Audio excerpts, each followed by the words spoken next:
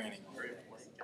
I know it's very, very, very light. For those in the audience, I am not Steve Richardson. He is on vacation and a well-deserved vacation, so I am stepping in and trying to guide us through the agenda as well as I can, so please show some grace. I am not as polished as Steve is here. So I'd like to call to order the City of Indianola Council meeting for March 23rd, 2026. Could we stand and pledge the allegiance, please? I pledge allegiance to the flag of the United States of America and to the republic for which it stands, one nation, under God, indivisible, with liberty and justice for all. Jackie, recall the roll, please. Councilmember Ray. Dalby. Here. Armstrong. Here. Davis. Here. Sones. Here. Lane. Here.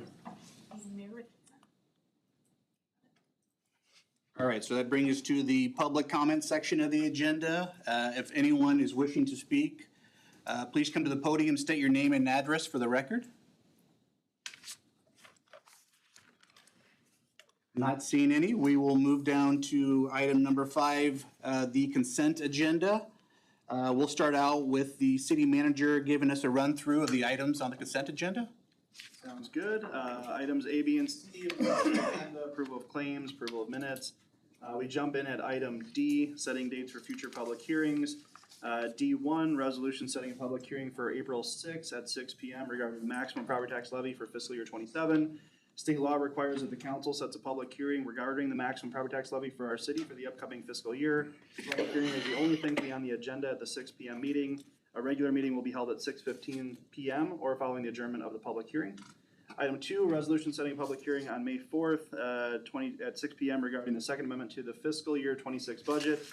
Staff recommends that the City Council set a public hearing for May 4th regarding an amendment to the fiscal year 26 budget. Impacted areas that would be up for discussion are legal expenses, lost transfers, fuel facility removal, capital expenses, and utility fees. The next several items, items 3, 4, 5, and 6, are all related to a setting hearings for future borrowings. This would be for proposed borrowings for streets, public safety, Indianola Wellness Campus, and Parks and Recreation. This is a procedural item at this point. We do have a standalone item later in this discussion on the agenda to talk about borrowing and amortization schedules as a follow-up from our meeting last time. In the approval of applications, we've got consideration of the issuance of a refuse hauling permit to Waste Management of Iowa Incorporated. Waste Management has submitted all necessary paperwork to renew their permit. They will pay $150 per packer and $100 for any other type of unit operated. The total revenue generated associated with this permit is expected to be $1,650. We have the consideration of issuance of a tobacco license for Indianola Liquor LLC, the application for over-the-counter sale of cigarettes, tobacco, vapor products, and alternative nicotine products. Consideration of the approval of a device retailer permit for Indianola Liquor LLC. A device retailer permit is required for businesses wishing to sell devices made in whole or in part of glass or metal that are designed for use in inhaling tobacco or other materials. This is an annual application that would be considered for renewal. We have the consideration and approval of a liquor license for Walmart Incorporated. This would be updating the owners on their liquor license. Item 5, consideration and approval of liquor license amendment for the Sports Page Grill doing business as Brickhouse Tavern. Would update their service privileges to include an outdoor area. Item 6, consideration and approval of liquor license renewal for Casey's Marketing Company doing business as Casey's number 2097. This will be renewal for the Casey's at 1006 West 2nd Avenue. Staff have reviewed the application as well as inspected the premises. Item 7, consideration of the issuance of a special event permit for Undone Strength and Fitness Communities Murph workout event to be held on May 25th, 2026. This would be an event that was a repeat event from 2025. It would start at 8 a.m. and end at 1:30 p.m. Item 8, Indianola Main Street Food Truck Festival Special Event. Item A, consideration of the issuance of a special event and noise permit for Indianola Main Street's Food Truck Festival event to be held on June 5th, 2026. Indianola Food Truck Festival is scheduled, as I said, on June 5th. The event will be held on Salem Avenue between North B Street and South Buxton Street. The event is scheduled to begin at 5:30 p.m. and end at 9:30 p.m. Item B, resolution suspending enforcement of Indianola Code 4502, paragraph 2, regarding the consumption of alcohol on city streets during the food truck festival is requested by Main Street. This would allow for the consumption of alcohol in the street during the food truck event. Item F, resolution suspending enforcement in the code 4502(2) regarding the consumption of alcohol in a portion of West Salem Ave during the Suds on Salem event. Suds on Salem is a council-approved annual event. Event applications that request a suspension of the enforcement of Indianola code regarding the sale and consumption of alcohol upon city streets are required to have city council approval of their request by passing a resolution each year. Suds on Salem is scheduled for May 29th from 3 to 10 p.m. Item G, resolution suspending enforcement of the code regarding consumption of alcohol during the Indianola Chamber of Commerce event. The Indianola Chamber of Commerce Summer Concert is a council-approved annual event. Event applications that request suspension of enforcement regarding the sale and consumption of alcohol upon city streets are required to have council approve their request by passing a resolution each year. The event would be held on June 12th from 6 to 10 p.m. Item H, resolution authorizing the submission of a grant application to Warren County Philanthropic Partnership to upfit the wildland UTV equipment for the Indianola Fire Department. This would allow staff to proceed with an application to the 2026 Warren County Philanthropic Grant Program requesting financial assistance for the upfit of the UTV for duty. It would be a $5,000 grant with a $5,000 match. The match would be funded through fundraising and one-time expenditure from the Vehicle and Equipment Fund. Since these are not budgeted funds, we are coming forward to ask for council's support before proceeding with the application. Resolution appointing a Public Works Director as a city representative to the North and Middle Rivers Watershed Management. The Public Works Director is the best fit to serve in this role given the areas of expertise and responsibility. Item J, approval of the submission of fourth quarter utility write-offs to the state set-off program for collection. Staff is recommending that the council authorize the past due sewer, recycling, and stormwater fees be sent to the state set-off program for collection, which would be deducted from any gaming or lottery winnings. There are past due balances of $3,103.30 on 50 accounts that would be submitted to collection if approved. Item K, receive and file the Civil Service Commission's list of certified candidates for the position of police lieutenant. City Council must receive and file a list of certified candidates for the position of police lieutenant from the Civil Service Commission before a job offer can be made by the police chief. Interviews were held on March 6th. There is one opening and 2 candidates on the list. Item L, consideration of the approval of a home-based Iowa initiative application for Afton Chef Worrell and the authorization of a handwritten warrant in the amount of $1,500. The application is complete and complies with the city's guidelines. This would be the 8th application approved this year for the program. And finally, item M, resolution approving salaries, talks to a temporary assignment within wastewater, a union negotiated increase, and seasonal staffing. Thank you, Jake. Are there any items that need to be pulled? No, I just curious, ask a question. It doesn't need to be pulled, but it was on page 152 on the write-offs. From this year to 24, it was down about 25%. Yay, but Right, yeah. is there, I could follow up with Behind that? IMU and ask them why. I know back when they first installed fiber, they wondered if those would kind of go down because people have to pay all those others before they can have it applied to fiber. So okay, that may be one reason. I don't know for sure. yeah, I just thought that was great and then was down even again from 23 more. So, yeah. Oh, that's great. Any other topics? All right, hearing none, can I get a motion to approve the consent agenda? So moved. Jackie, would call the roll, please? Councilmember Lane, Aye. Armstrong, Aye. Dalby, Aye. Davis. Aye. Sones. Aye. All right, that moves us to 6. That is the council committee reports. Does anyone have a council committee report they would like to talk about? Mine is here tonight, so. Yours here, okay. I know Steve also wants to talk. Who wants to go first? Go. All right, well, Melissa? Right over there. All right. Mine's not necessarily for a committee, but, you guys know a couple weeks ago, you guys know. I just wanted to publicly thank all of you guys that reached out to like me or my family. It meant a lot. I wish the mayor was here, but we've exchanged texts as well. There's the business side of this, and then there's the personal side of this too. And so I appreciate everybody that I, texted or talked to on the phone, and so does my wife. So I just wanted to publicly thank you guys. So, thank you. Melissa? Yeah, I have a couple committee reports. First is the landfill. I know Jake gave an update in his city connection, but for the public's benefit, I want to give an update. We met last week and approved an automatic gate opener for the landfill. The gates are pretty heavy and they're having to use the skid loaders. So we approved that. We accepted the audit report, but it does contain some findings that have continued to be on the audit reports for the entirety of my term. And so it was a topic of discussion, once again, how we move forward in resolving those. I've taken it upon myself to draft an action plan to try to mitigate some of those because it is important that we get them off of there. The auditor called them out in more detail this time, which to me as a board member tells me something. So as a board member, I'm taking it seriously to make sure that we do not have them on there next year. And then we held officer elections, and I will be stepping into the chair role this year to make sure that we make some changes there. And Drew Barden is continuing in the vice chair position. So thankful for his willingness to do that.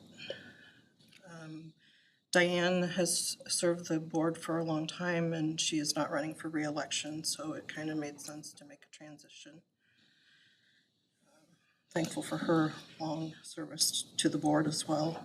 She'll continue to serve on the board, but just not in the chair capacity. SERPTA, we met also this week, last week, I mean. We approved financial statements, approved revisions to the transportation improvement plan for 2026 to 2029. Nothing that impacts Indianola.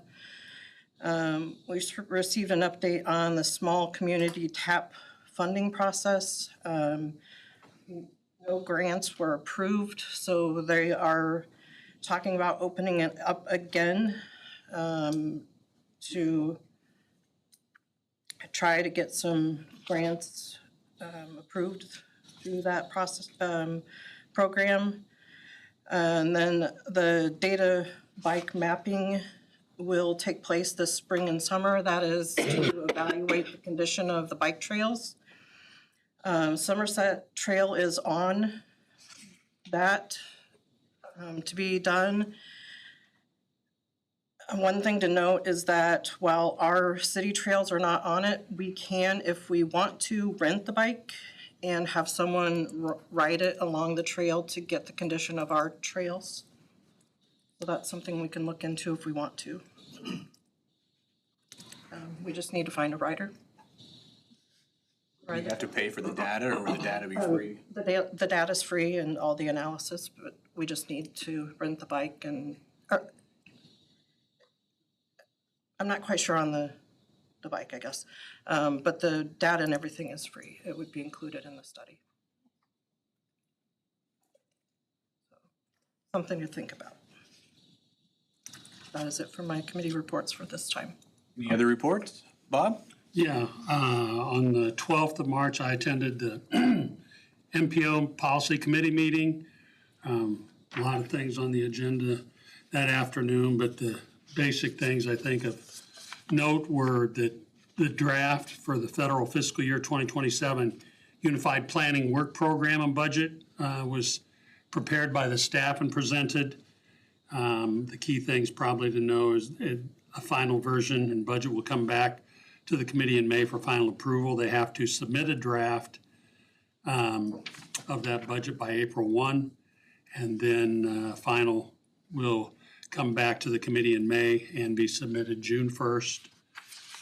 Also, they let out RFPs for the audit services. They do that on a regular cycle. Denman CPA LLP has conducted it since 2020, and they have until April 3rd.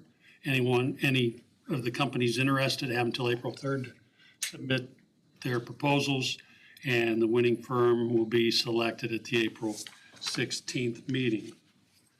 I also attended the IMU meeting on March 9th. And I think there probably wasn't a lot in that meeting other than, normal things as far as timing of the year. They did receive a budget update from Doug for the January financial report. And in that report, it also stated that water usage was down about 5.8 million gallons. Fiber usage was up 5% year to year. Electric was flat.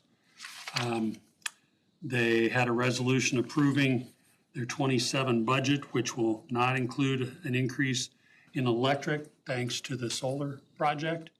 I think I'd reported on that before. Base rates on water will go up slightly, but nothing of significance. Fiber started in 2017, and I think we all heard when Chris was here how excited they are about that and the fact that they're ahead of schedule in getting that all paid off. And of course, then at that point, we had the March 17th joint meeting, which I think's already been discussed, so that's all.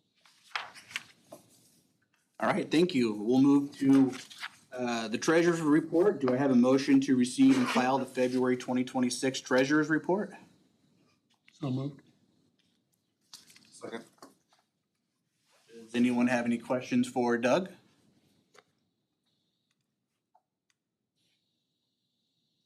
Seeing none, I think Doug, you're good. Appreciate that, Jackie. Do we need a roll call for that one? No, you can just do a voice vote. Okay. All those in favor say aye. Aye. All right, well, that moves us to the Bravo annual report and presentation. Are you gonna do it? Oh, super, already up here. Thank you so much. Just pointed at mine, yep. Fantastic. Thank you all so much for your time tonight, for the opportunity to give an update on what's happening at Bravo Greater Des Moines. We're certainly very grateful for the City of Indianola's continued partnership. Especially want to call out Councilmember Davis, who recently joined our board as your representative, making sure your voice is heard at our table. Also want to recognize two of Bravo's cultural partners that are residents in Indianola. We have Randy Stone from Carousel Theater and Michael Eagle from the Des Moines Metro Opera. So thank you both also for your partnership and collaboration. I'm going to breeze through this very quickly, knowing you have a full agenda, but please feel free to jump in if you have questions or stop me along the way. There are some new faces around the table, so just as a reminder, Bravo has been serving as the region's Arts Council since 2004. Basically, for us, that means that our job is to make sure that arts and culture are aligned with everything else the region is trying to achieve. The model is relatively simple. We have individual agreements with 16 cities and Polk County to leverage hotel motel tax dollars to execute a regional strategy to broadly support arts, culture, and community. This hotel motel tax funding makes up more than 95% of Bravo's annual revenue.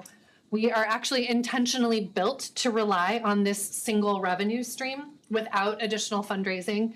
This is both so we don't compete with the organizations we were formed to support and so we can keep administrative costs low. It costs money to raise money, and we want to make sure that we're putting the dollars that are being invested in us to work directly in the community.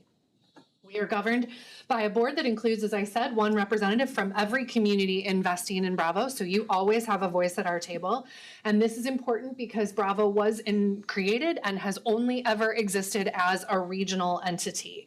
Balancing our charge to broadly serve the Metro with your voice about local priorities is integral to the success of our model. Even though our charge has always been broad, grant making has always been the thing Bravo is best known for and our primary tool for delivering on our promise. And Bravo meets a need for a transparent, best practice regional investment of public funds that is efficient, accountable, and impactful. As a reminder, as many of you are new, prior to Bravo, every city was still already investing in arts and culture. It's been a priority long before Bravo was established. But prior to Bravo, every city was individually considering investments, processing, then managing and evaluating every grant independently. And then I'm sorry to tell you, you had to start again the following year. This certainly took an incredible amount of city time, staff time away from the council, and it required each city to create their own criteria and their strategy and their process for allocating funds. So instead of a single presentation from me, you could have individual presentations from the 54 current Bravo cultural partners that report that they provide substantive impact to Indianola residents. Through Bravo, all of the applications are reviewed, scored, and funded using a thorough and transparent process that does include board members. And this relieves also council leaders from having to make decisions about investments in organizations that are led by your neighbors, your families, and your friends.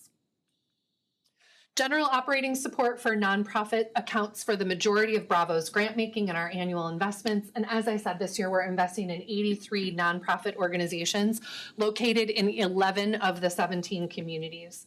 Many of these organizations are not well known outside their city, but they are meeting important critical pathways for creative engagement that is close to home.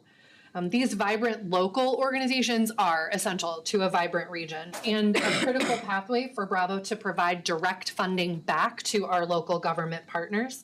But we do understand that investment in the major entities, the regional entities, is critical. Those, of course, being the premier assets that a region probably really only needs one of.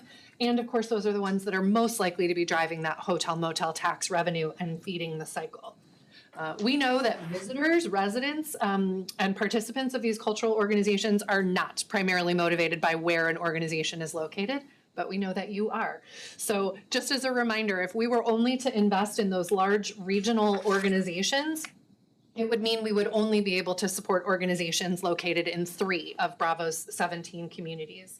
Of course, we do understand that these regional organizations are feeding the hotel motel tax cycle, which is why they receive already more than 70% of Bravo's investments. And our board feels strongly that this balance between the local and the regional investing is critical to our work.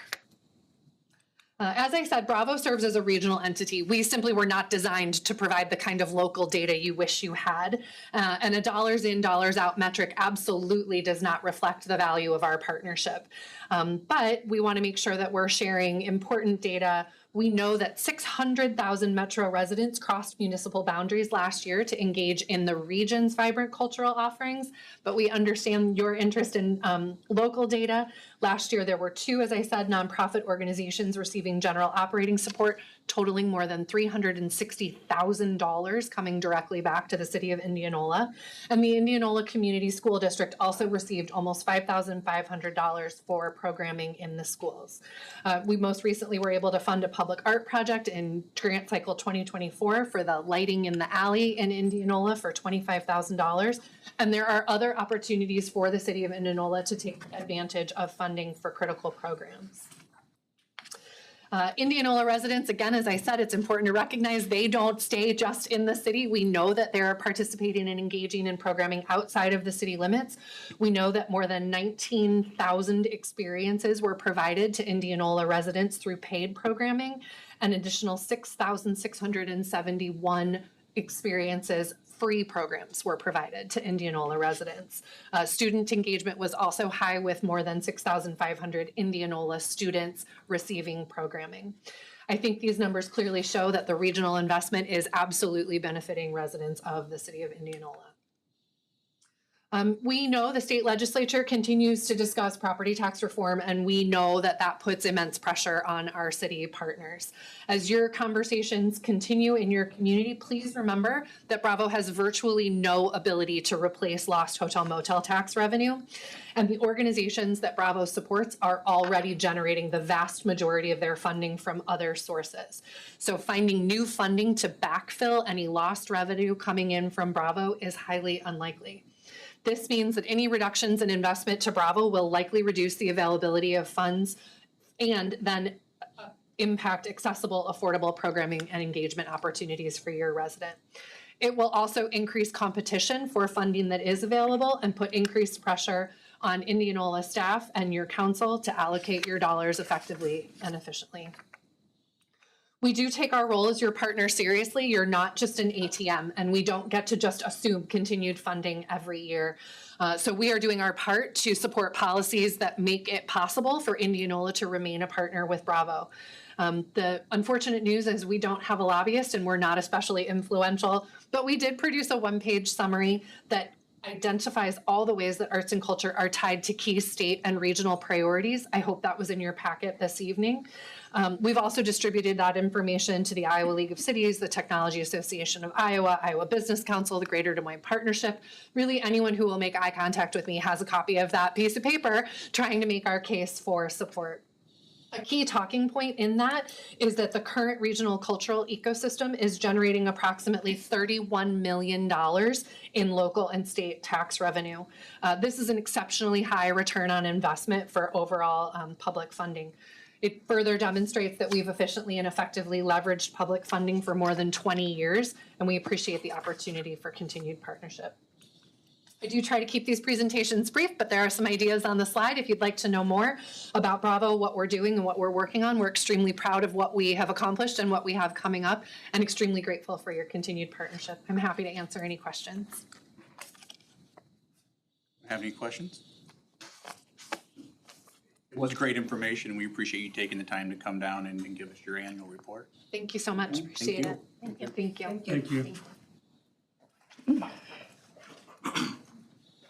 With that being said, we will move to the discussion and direction regarding the city manager's annual evaluation, and Courtney is presenting that. Yes, good evening, Mayor Pro Tem and Council. Courtney Silliman, Human Resources. Here this evening to discuss and receive direction on the city manager's annual evaluation. The city manager employment agreement provides that the city council shall review and evaluate the performance of the city manager annually. The agreement also provides that the mayor and the council will annually review the performance, subject to the process, form, criteria, and format for evaluation, which will be mutually agreed upon by the employer and the employee. The city's next performance evaluation is set to occur in May of 2026. It is proposed that 2 city council members are selected to work with HR on the city manager's annual evaluation form and timeline for the upcoming evaluation. The budget impact, goals, and performance objectives, of course, are to be achieved within the provided operating and capital budget and appropriation set. And then staff would recommend that city council discuss and provide direction on city manager next steps. So we already have the 2 council members, correct? Bob and Tiffany? For performance and objectives, yes. So what are the other talking points that we need to come up with then? The direction on the evaluation itself. The form, the process, and the timeline specifically. One question I have, and this was prior to me being sworn in, so correct me if I'm wrong, but we had, what was the evaluation that happened in December? Was it December? 6 months. 6 months. So, and that's just, this is like an annual, we're still keeping the 6 month, we're not changing anything, this is just an addition to? Correct. And then it will be annually thereafter on its anniversary. Okay, perfect. Yes, good question. So then the question is, do we or are we or were we comfortable with that previous form, or do we want to make any changes to it? I guess we're looking for 2 council members to work with HR on that, like Yes, Right. whether we're good with that form and the process, correct? correct. And the timeline, And the timeline. yes. I mean, I can't speak for Bob, but I'll speak for myself. I mean, I'm fine electing myself to that, considering, I think it makes sense considering we're doing, Working on the goals. we're working on goals and everything else. Interject if you guys don't agree, but I mean, usually, like, with my work, usually the person that sets your goals does your evaluation, right? So, I mean, it makes sense to me. I'm fine volunteering myself. Bob, are you okay with that? Yeah, unless others around this table feel like it shouldn't be. Don't look at me. Ron's got more of a background on that than I do. I got out of management for a reason, and that was one of the reasons. Melissa, are you okay with this? I'm happy to help, but I'm happy to let others do it too. Well, Well, I You think wanna run with it, go for it? it makes sense to me to keep Bob and Tiffany on there since they're already completing the other piece. And then as far as timelines, when is that evaluation due? On or before his anniversary. His anniversary is May May 28th. 28th? May May 28th. 2026. 23rd will be early. 23rd, okay. We'll shoot for 23rd. Be early. So then we need to come up with a timeline then as far as when the form will get sent and when we have to have it back. And you will provide that form to us, right, via email, and then we'll email it back to you. You'll composite it? Yes, we'll definitely work with Compile it all the two subcommittee members to assimilate the information, yes. Okay. So I think at the 6-month review, we started with the ICMA evaluation form. Jackie confirmed it is May 28th. Thank you. So from here, would it be best for Tiffany and myself to maybe have a meeting with you? We can coordinate the time. Yeah, Okay, we can great. coordinate time and then Okay. Excellent. Thank you for the direction. back to everybody. Thank Thanks, you, Courtney. Courtney. You, Courtney? And if we have feedback, we'll just get it. Yeah. Yeah, feed it to us. Absolutely. We'll keep it, once we were gonna meet to talk about goals and everything, we can share that with you guys too. Perfect. Thank you guys for stepping up. Yes, thank you very much. Next, we'll move to the community updates. So there's a statewide tornado drill on Wednesday, March 25th at 10 a.m. There's a ribbon cutting for Spark Energy and Soda Bar to be held on March 27th at 4:30 at their location at 208 East Euclid Avenue. I know I came into my house on Sunday and there was 3 Spark glasses on the counter, so my wife and kids really seem to enjoy it. It's delicious. Simpson College is hosting Campus Day on April 1st, where students and faculty participate in community-wide service projects. Several city staff members are participating in this as well. And then there is the third coffee with the mayor on April 1st at Corner Sundry at 9:30 a.m. Anyone else have any community updates they would like to add? All right. We'll move to proclamations. So the first proclamation is the Medal of Honor Recognition Day. We have 2 gentlemen from the American Legion here. Whereas the Medal of Honor is our nation's highest award for valor presented to the members of our nation's armed forces for acting with conspicuous gallantry and intrepidity above and beyond the call of duty, combat with the enemy of the United States and at risk of death to oneself while serving others. And whereas Indianola native U.S. Army Sergeant First Class Junior Edwards was posthumously awarded the Medal of Honor for his heroic actions during the First Battle of Wanzhou. And whereas Sergeant First Class Edwards was born and raised in Indianola, he joined the Army in 1945 and served in the final months of World War II as a cook and military police officer. And whereas Sergeant First Class Edwards' quick thinking and courage in early 1951 enabled his platoon to regain and hold a critical position during battle. Edwards sacrificed his life for the cause, and his valor earned him the Medal of Honor. And whereas the city of Indianola deeply appreciates the service and sacrifice of Sergeant First Class Edwards, as well as all our nation's Medal of Honor recipients in the positive roles they have played in their communities across our nation for 100 years.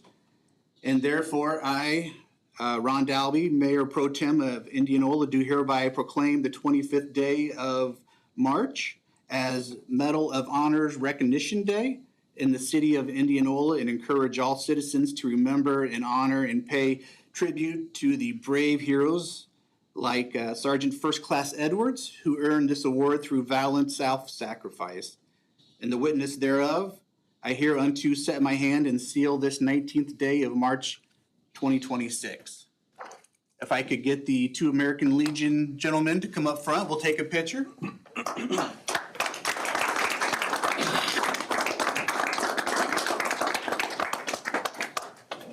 Thank you for your service. Would you like us, Aaron? You guys stand right there. Okay. Pro Tem. All right. Just one over.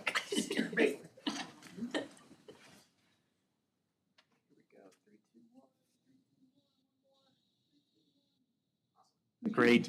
Thank you, sir. Thank you. Appreciate it. Thank you very much. Is this their copy, Jackie? Yeah, they can have. All right, there you go, sir. Thank you very much. I appreciate it. Thank you. Thank you. Thank you.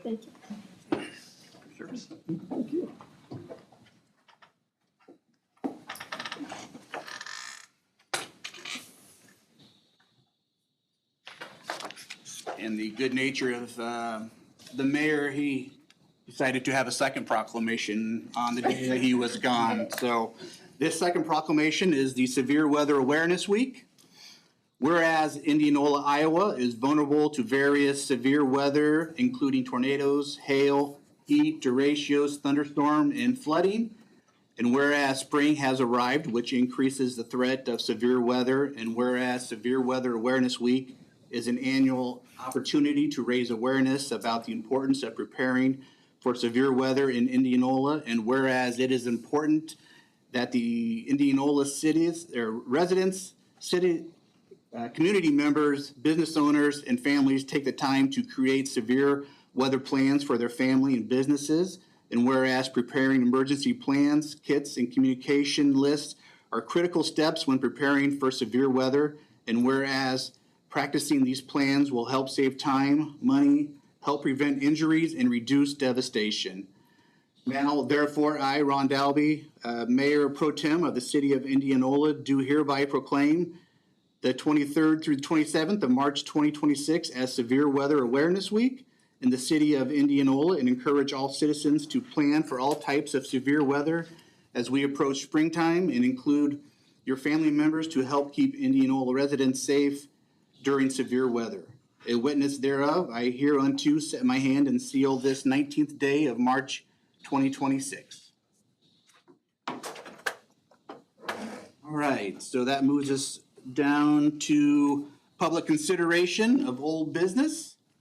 Let's see here. Do I have a motion for a resolution authorizing execution of a termination agreement by and between the City of Indianola and Inception Group LLC, terminating the agreement for private development and minimum assessment agreement by and between the City of Indianola and Inception Group LLC?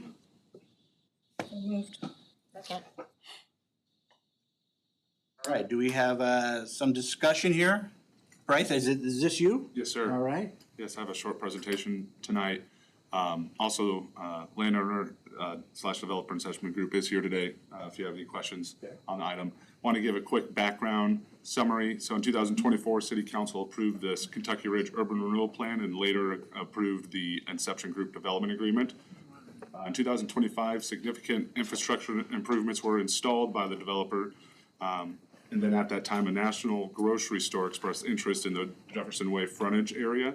So we were looking at an amendment to the development agreement due to the development required traffic signal.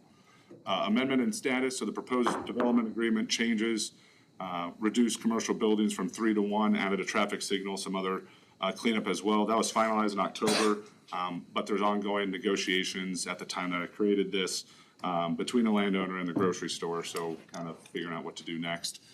Discussion summarized in your staff reports.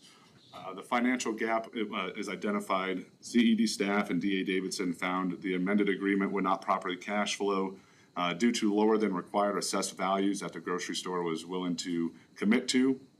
So combining that with incentives and traffic signal cost, there was a revenue shortfall in the future that staff kind of identified. So the proposed solution and the request at hand, staff recommended either forfeiting the TIF or the landowner privately fund the traffic signal. The landowner chose to forfeit the TIF and therefore is requesting mutual termination of the development agreement in order to sell the property to the grocery store chain. Termination and next steps. The termination of the agreement includes a $10,000 check from the landowner to reimburse the city for legal expenses.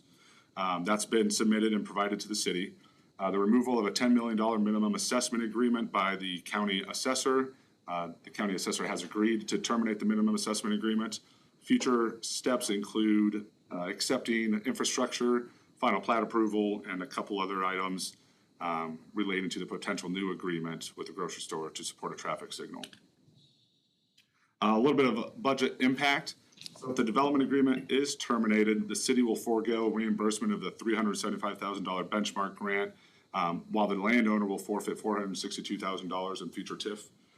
The benchmark grant was used to make on-site stormwater improvements, which have been completed to date and have definitely made the property more development ready.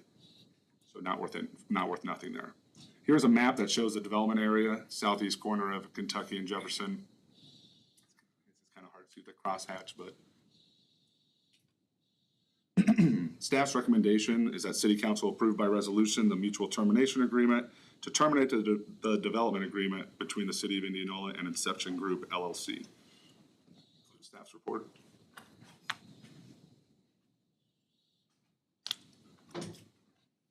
Anyone have anything they would like to discuss?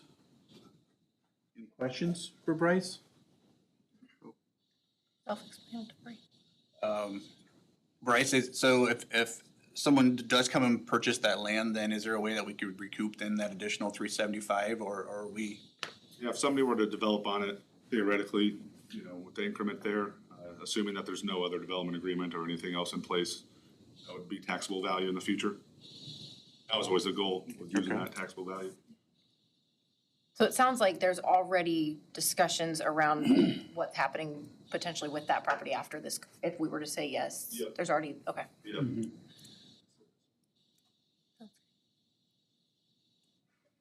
In that conversation, we'll try to wrap this into that. Yep. Sounds good. Sounds like the best move forward for everyone involved. Any other discussion? Steve, you're good? Yep. All right, with that being said, Jackie, would call the roll, please? Councilmember Lane? Aye. Armstrong? Aye. Shelby? Aye. Davis? Aye. Sons? Aye. Motion passes. We'll now, can I get a motion for a resolution approving final plat for Bruce Street Townhomes Plat 1? So moved. Second. Bill, you're up. Thank you, Mayor Pro Tem, members of the council. The applicant and owner of this case is SNA Properties LLC, represented by Eric Cannon with Snyder and Associates. The applicant is requesting approval of a final plat for a townhome residential subdivision located at the intersection of South Spruce Street and Highway 92 or West 2nd Avenue. The property is 1.09 acres in area, and it's currently zoned R2, which is our single-family residential attached zoning district. The parcel was originally platted as Leonard Subdivision Plat 2. And has historically been used as part of the Harold's trailer sales up until the developer acquired that piece of property. The property, excuse me, underwent a rezoning from R2 and C2, had this kind of a dual zoning district, to all R2, and underwent a future land use map amendment from regional mixed use to low density, or medium density residential, sorry. The final plat identifies 6 lots for residential development. Kind of just an extension of the townhomes to the north and to the west, bringing those down towards Highway 92. The applicant was granted 2 variances for this final plat, which include lot width reductions. The standard R2 lot width is 60 feet. The applicant asked for a variance to bring that down to 46 feet to 48.12 feet, I think. The other variance was for the far south lot to have the setback match up with the townhome that's across the street.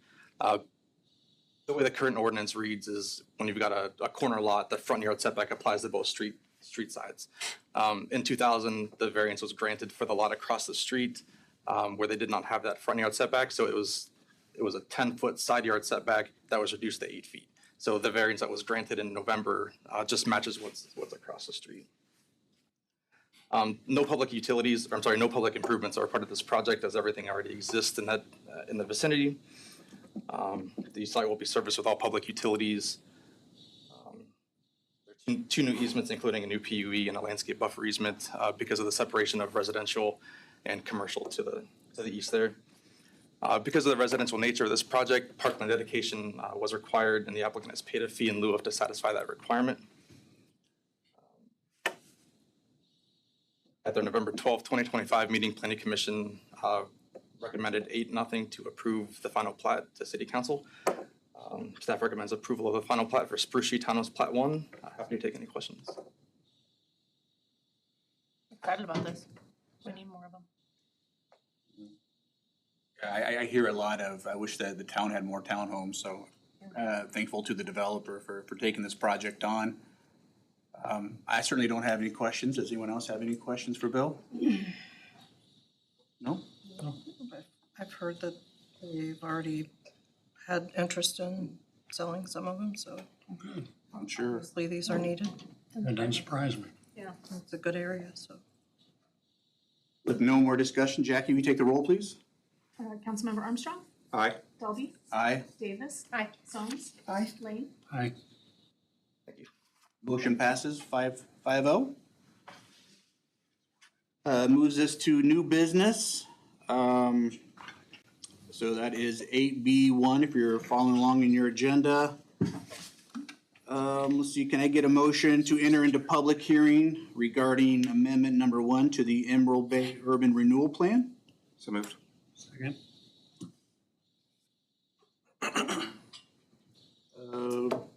Roll call? Yep, roll call please, Jackie? Councilmember Dalby, Aye. Davis. Aye. Sones, Aye. Lane, Aye. Armstrong. I think Bryce is discussing this topic. Sir, I have the next 3, so try to go quick. So quick summary of the background here. Initial approval for the Emerald Bay Urban Renewal Plan was in 2025. Shortly after that, the development agreement with Sunstone Investment was approved in April of 2025. The proposed amendment to the Urban Renewal Plan is simply updating the plan to revise a previously approved urban renewal project description. So the reason for this change is that the developer is requesting amendments due to increased cost, primarily from roadway surface material changes on behalf of the city.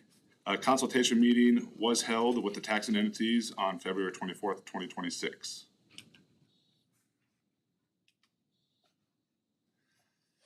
Quick discussion. I would like to note before we go further, the Emerald Bay Urban Renewal Plan and Sunstone Investment Development Agreement have very similar economic development processes, so you'll see some duplicate information in slides in the next 2 items. So the Urban Renewal Plan amendment is to update the description of the urban renewal project, essentially increasing the maximum amount of economic development grants from 3.8 to an amount not to exceed 4.2 million. The amendment is necessary to allow this increase in grants as an incentive to the developer for construction within the development, including public infrastructure specifically relating to the road loop, the actual construction of the street. Budget impact, again, as I mentioned, increase in the maximum amount of grants from 3.8 to 4.2 million. Again, that is due to the increased cost using PCC rather than RCC concrete for the road loop. The developer is responsible for attracting tax-generating development, which will then be used to pay the TIF grants as a reimbursement through the process. Here's a site map. Again, I'll get a better color in the feature, kind of see what the crosshatch is there a little bit. Staff's recommending that City Council approve a resolution approving the Emerald Bay Urban Renewal Plan Amendment Number 1. Thank you, Bryce. Since this is a public hearing, is there anyone in the audience that would like to come up and speak on this topic?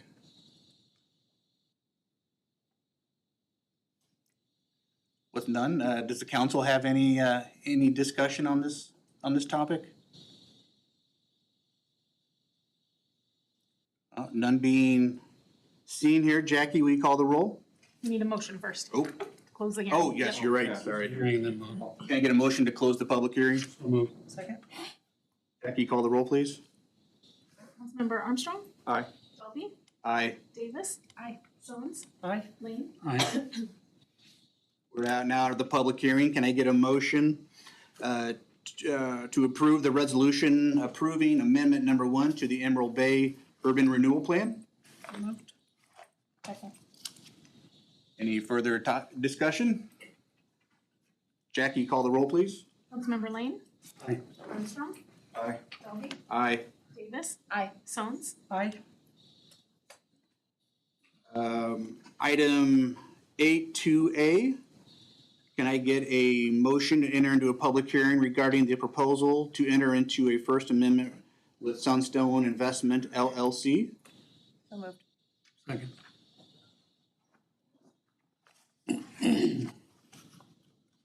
Jackie, you call the roll, please. Councilmember Sons, Aye. Lane, Aye.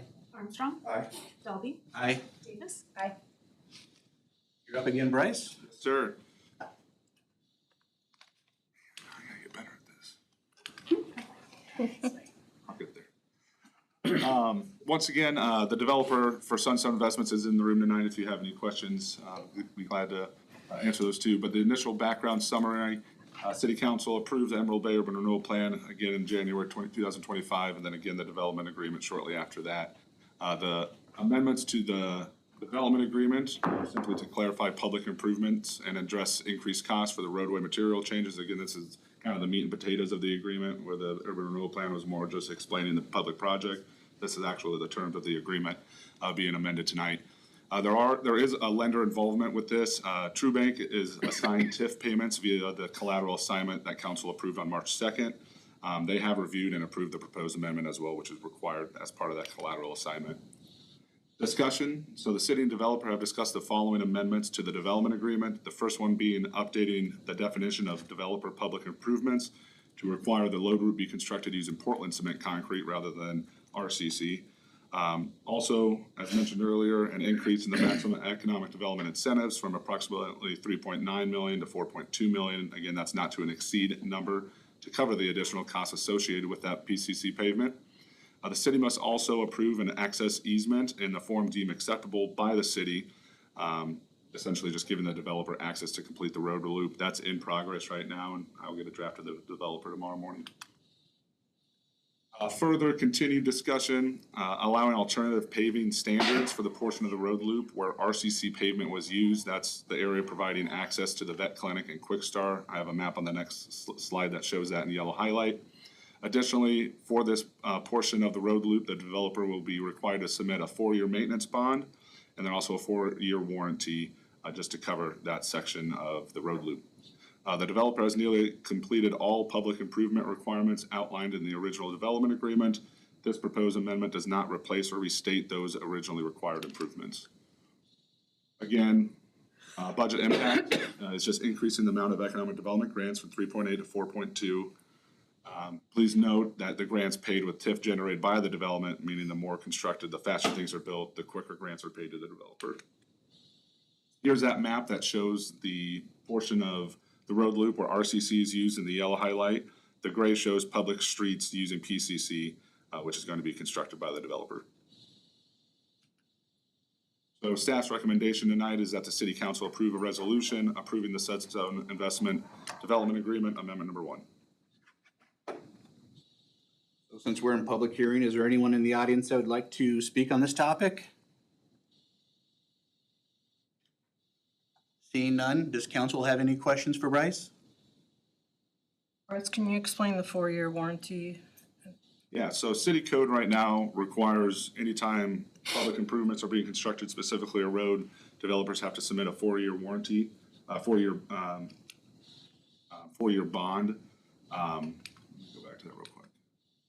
4-year maintenance bond. So when a council formally accepts those public improvements, that's when the 4-year warranty bond basically gets started. And then because there's an alternative pavement RCC being used in that section, we asked the developer to also provide a 4-year warranty after that maintenance bond expires. So we'll have some type of bond on that portion of the road through 2034. What exactly does a warranty entail here? Essentially just that it's maintained and usable. What happens after that? It would be a city dedicated road. Okay, perfect. And, we would be responsible for just like any other road.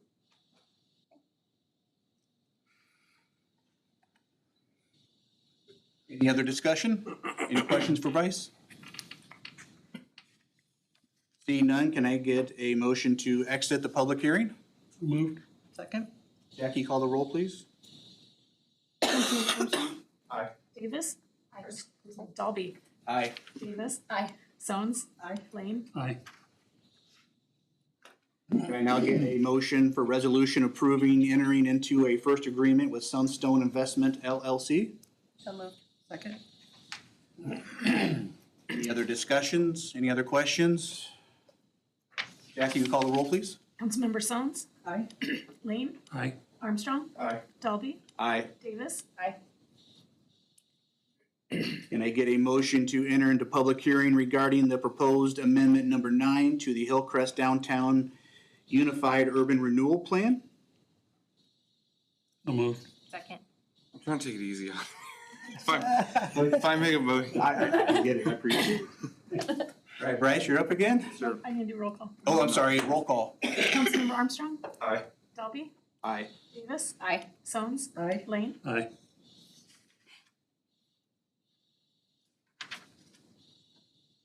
We're good? Hillcrest Downtown Unified Urban Renewal Plan Amendment number 9. Quick background again, the Hillcrest Downtown Unified Urban Renewal Plan combined two former urban renewal areas into one. It's been amended several times since its adoption. Amendment number 9 would authorize additional projects within the urban renewal area. Consultation meeting was on February 24th, 2026. Under Iowa Code, tax increment financing allows the city to capture increased property tax value to fund public improvements, redevelopment, and other urban renewal projects. Staff recommends adding 2 public improvement projects and 1 urban renewal project to the urban renewal plan, enabling potential TIF reimbursement. The proposal was reviewed by the Community and Economic Development Subcommittee on February 12th and received favorable support. Kind of a lengthy slide here, but the purple column there, kind of in the middle of the slide, shows the urban renewal projects being added, or proposed to be added to the urban renewal plan. The first one is a sidewalk and trail improvement along North Jefferson Way and East Scenic Valley Avenue. Approximately 350 feet of 10-foot wide trail and 85 feet of 5-foot wide sidewalk. There's a little yellow asterisk there, and they correspond with the notes on the left. The first one is a portion of the sidewalk, about 62 linear feet, is outside of the urban renewal area, so it's actually not eligible to be reimbursed with TIF. It's about 14% of the total project cost that was estimated by Snyder. The rest of it would be covered and reimbursed by TIF. And then the second public urban renewal project here would be the North 14th Street Stormwater Improvement Project. Essentially, that's the installation of additional storm sewer and culverts along North 14th Street. Due to budgetary constraints at the time of the design, though, the project was limited to stormwater improvements. It's anticipated additional roadway reconstruction may need to occur that isn't specifically called out in the urban renewal plan. So if that is needed in the future, staff could simply just open up the plan again and add another public project to the urban renewal plan to use TIF to reimburse that expense, so. Here's a map that kind of shows the sidewalk outside, the sidewalk area outside of the Hillcrest urban renewal area. It is within the urban, or the Emerald Bay urban renewal area. It's kind of that little bend there at the top. But that's a section that's outside of that urban renewal area, not eligible for TIF at the time. Budget impact, the following eligible urban renewal project will also be included in the amendment. This relates to the Wellness Center project. The city expects to renovate and make several substantial improvements to the Wellness Center using TIF to reimburse the project, not expected to exceed $2.5 million. So these 3 projects are proposed to be reimbursed using tax increment generated from developments within the urban renewal area. Staff has confirmed with financial advisor D.A. Davidson that TIF increment is available and will be used to fund the projects. Want to kind of just give a general site area map of where the location is. You can kind of see it with the red star. Hillcrest is one of our largest, now it is the largest urban renewal area. There are some clocks that are expiring here soon, so you'll see some future amendments to this in the future. Staff's recommendation is staff recommends City Council approve a resolution to adopt amendment number 9 to the Hillcrest Downtown Unified Urban Renewal Plan. That concludes my report. Thank you, Bryce. Since we're still in the public hearing, is there anyone in the audience that would wish to speak on this topic? Seeing none, how about council? Does council have any questions for Bryce? I assume when we take action, it's based on what we were sent and not the PowerPoint. That said, on page 233, when it describes the project and the length of the trails, it says a 10-inch wide trail. Oh, It's just a thank you. typo, I understand that, but just Yep. for purposes of having it right, I want to point that out. Appreciate that. Yeah, not a big deal. I'm surprised I caught it, because I usually don't catch it. Any other questions for Bryce? Melissa, you good? You thinking? I am thinking. We can hang on. Where's that 65, I was trying to figure out where that 65 feet is located, Bryce.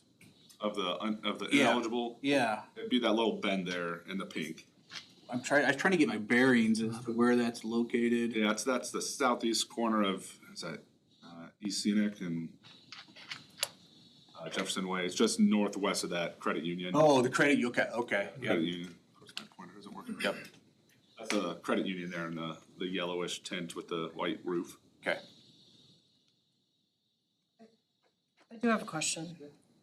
So when we do this and we lock in these areas for TIF districts, we're locking in the property tax revenue to be used in that defined area. Say we didn't do that, and the revenue then just went into our overall bucket, and we could just use it for whatever improvements we needed to make then, right? Yeah, I mean, theoretically, And then we wouldn't have to take out debt. now if it's in an established TIF district, that's where I rely on Jackie a little bit more to expand upon that, but there's this division where funds are actually going into this is an active TIF district, so they are being set aside right now. If this was a new urban renewal area where a TIF district hadn't been established yet, then yeah, theoretically, then that new or any of that incremental value could be, just go straight to the general fund and then disperse like that, but since there's an existing TIF district there, they are being set aside for that purpose. On the public improvements. We would have to actually incur the debt. The plan just says that we're allowed to incur the debt if we want to. But we haven't actually done anything yet to have debt. Right. The other thing is that the TIF gives us money from all of the other taxing entities, whereas if we didn't have TIF for it, it would only be the city portion.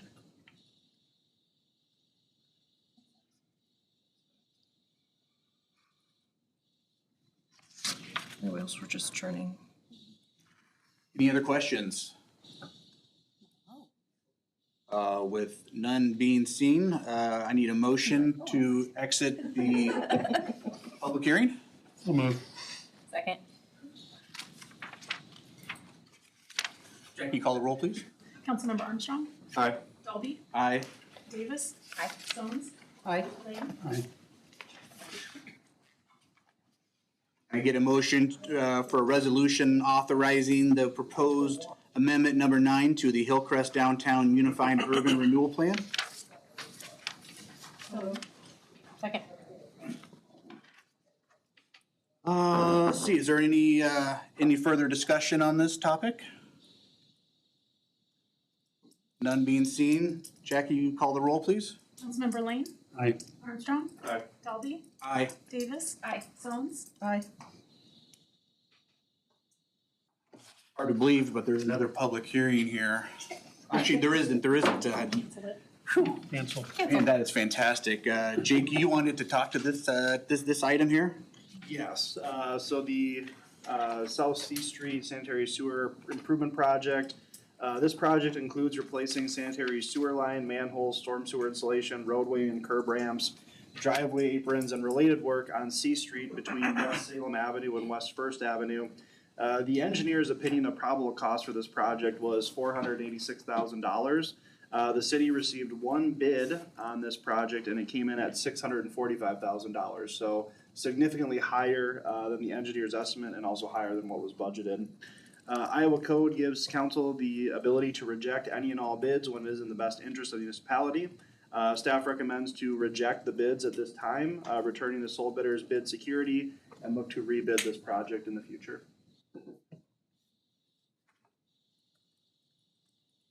Yeah, that makes complete sense. I don't have any questions. Does anyone else have any comments, questions for Jake? No, makes sense. Need to make a motion to reject. Make a motion to reject the bid on. Second. Jackie, call the roll, please. Councilmember Armstrong? Aye. Dalby? Aye. Davis? Aye. Stones? Aye. Lane? Aye. So we'll go to the discussion and direction regarding solicitation of proposals for the McVeigh Trail Repair Project, and Doug is talking on that item. I'll try. Thank you, Mayor Pro Tem and Mayor, members of council. Doug Byland, Chief of Culture and Recreation. We just have a proposal here to go out for bids for this project to repair about a 65-foot section of the McVeigh Trail and the culvert underneath it that has failed. Trying to think what else to really talk about. The project to estimate is around $36,000. That includes construction monitoring, and contingency. It would require a future budget amendment. It was not included in the fiscal year 26 budget. I know recently it was a priority of the council to make this repair. So what we're proposing is that we use $25,000 from the Park and Recreation Special Revenue Fund, 142, that is specifically designed or specifically received from past trail donations and utility bill roundup. And then use the remaining portion, estimated around $11,000 from the Stormwater Fund. Stormwater Fund, okay. They're here to correct me. So with this, we would just get your approval to go out for bids hopefully tomorrow, get bids in the early part of April, and then come back to council to approve the project. Hopefully start yet this spring. Is the trail closed? I don't We made venture a that little way. alternate It's still open. and- section of wood chips along the side for people to still access both sides of the trail.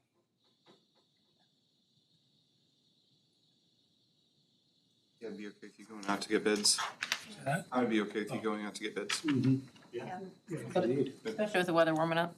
Yeah, it's open, but it's kind of a hazard. Yeah. All right, I think council's direction is to go ahead and go out and get bids. All right, thank you. Thank you, Doug. Thanks, Doug. Good luck. Next item is discussion and direction on COLA increases for elected and appointed officials. I know Melissa had brought this up at the last meeting. Is there a staff member that is engaging in this conversation, or? I can. Okay. A couple years ago, the council had passed an ordinance to have annual increases based on the CPI for the Midwest region for council members and also for the mayor. And then we passed a resolution doing the IMU Board of Trustees salaries as well, and had wanted to have them have that annual increase as well. Last year, the council did not want to have that annual increase, so they passed a resolution waiving that ordinance. No action has been taken this year on the COLA increase in the ordinance for the council, so we just need direction on whether council wants to have that increase, if you want to waive the increase again, or some combination of those and do an amendment to the ordinance. So I have a question. So last year, I know you said it was voted to not get that COLA increase. Was that just an annual vote? It And was just a then, one-time thing. so I only wonder about, since it wasn't automatically applied 1/1, do we have to do anything to amend that since we didn't really do anything? Yeah, so, Aaron and I actually discussed this today. So essentially it would be a resolution to suspend the ordinance for the 2026 if all of the council members wanted to suspend it for 2026. We did discuss that there would be another option that each council member individually could just waive the obtaining that if you didn't want to go the formal way, but that would be council member dependent, Specific. right? So, so That those are would- the only two ways that you could do it. Like you as an employee or a staff can always say, I'm not going to take that benefit. Or we can suspend the ordinance, cause I asked, did we have to do the full resolution like we did last year, suspending the ordinance? Seemed like a lot of work to me.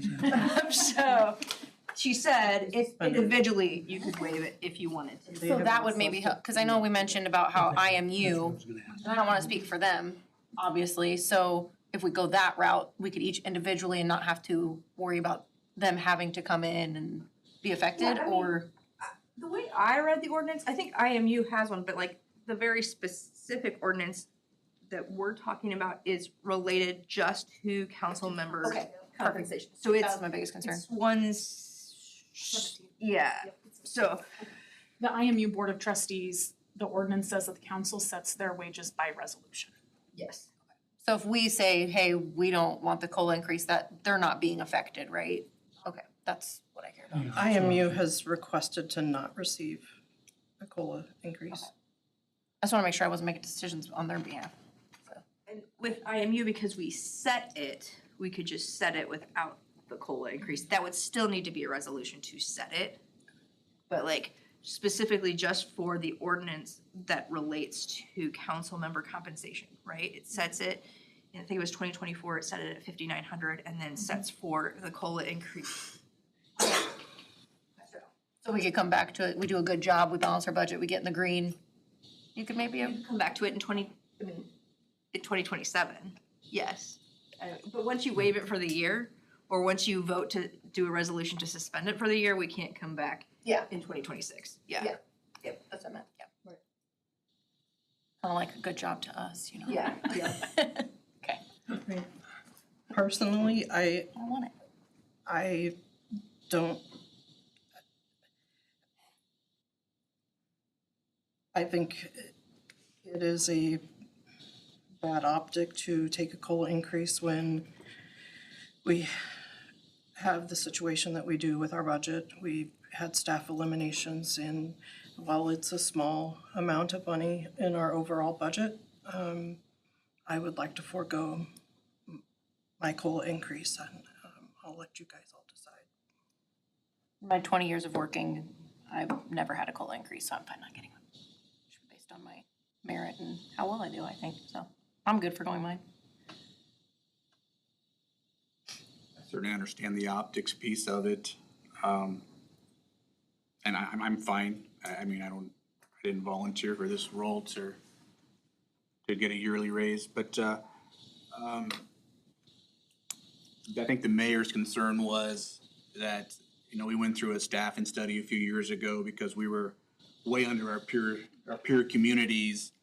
And we're falling in that same trap again, right? If last year was because of budget, this year is because we laid staff off, and well, what's it gonna be next year, right? So how's it keep trending that way? Just wanted to voice what he had told me as well.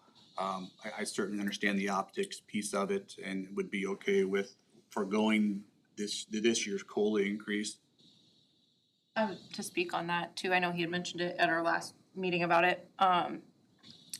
For me, I see it as, there's this COLA. Okay, so you're just promised this increase, but what if I get up here and I don't speak well for my taxpayers and we don't do anything to make our city go in the right direction? I don't think I just deserve more because, well, you just get COLA.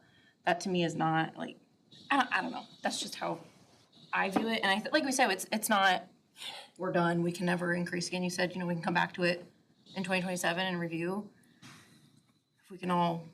And I think beyond like can come back, you will have to address it each year. Yeah. So like it's more than just can, it's like, Yeah. this is just a determination, like. Advise you that I wouldn't base your performance off of public feedback. Well, no, gosh, no, I hope not. I've learned that in. I've only been here like 4 months and people hate me, so it's fine. That's fine. We have a don't, tough yeah. job. Thank you.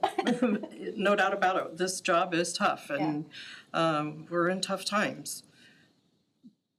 Each one of us chose to take this job on as well, and I take my job seriously, but I didn't do it for a paycheck either. I did it to serve my community, so I am fine giving up the, whatever it is, 3% increase to 2.7 to buy more paper and paper clips, or however it helps, buy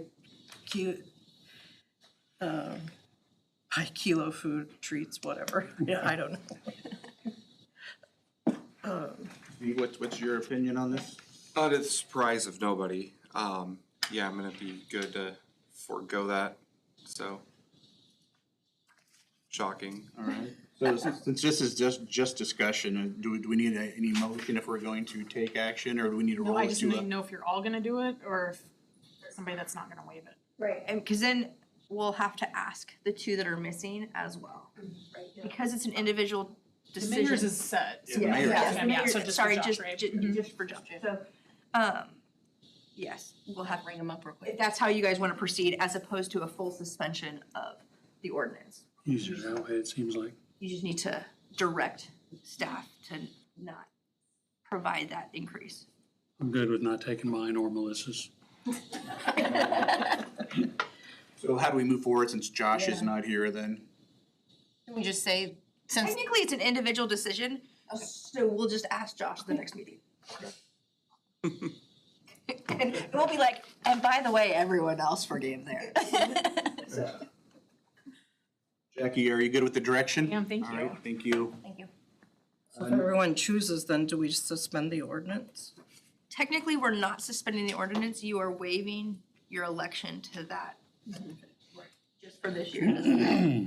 But we could have done a formal suspension of it. It amounts to the same thing. All right, moving on. This is the discussion and direction on COLA increases. We've had that one already. You wanna do it again? Nope, I do not want to do that again. All right, good enough. Describe- Change your mind. It's the discussion on borrowing in fiscal year 2027. Jack and Jake and Jack and Jill? Jake and Jackie are speaking on this item. And perhaps Michael Maloney. Yes, Michael Maloney's on as well. I didn't see his face there. Hello.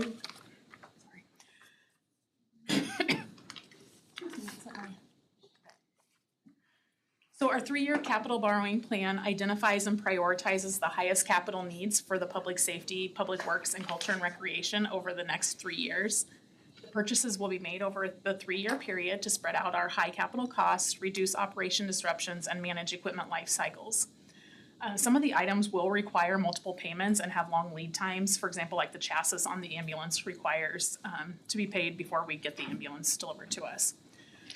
The interest on the bonds are going to be very similar to the interest rates on our investments, and so there's a very small chance of any arbitrage that would need to be paid, especially if we do spend the funds within 3 years. We have different amortization schedules that we can look at. These schedules assume minimal taxable growth. It assumes that the state legislation, the growth ratcheting formulas, and rollback can increase or decrease the general fund levy in such a way that the taxes may not increase by the amount the debt levy increases. This year's a good example where we are increasing the debt levy, but our overall property tax levy is staying flat.